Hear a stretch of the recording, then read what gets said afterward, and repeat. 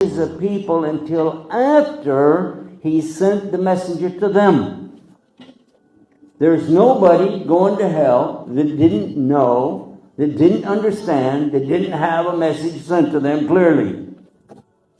Then if you're going to go to another extreme and say to me, well, what about somebody who's severely retarded, they can't understand? They're in the same condition as a baby. Do you think, now a baby can't read or write, right? A baby, maybe 2 years old, 1 year old, they can't understand anything you're saying. If they die, and many babies die, so what religion would that baby have to be to go to paradise?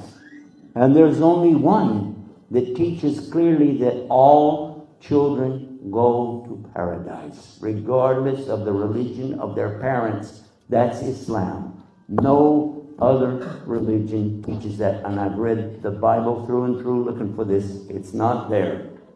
In fact, it says that the children inherit the sins of the forefathers. Islam says that children are born innocent. If a child dies, they go to paradise. Because Allah is not testing little babies or people that are invalid or not able to, comprehend. Also, somewhere in the life, the person will have a chance to understand there is God. And all they have to do when the message comes is listen. So the question you should be asking yourself, am I listening right now?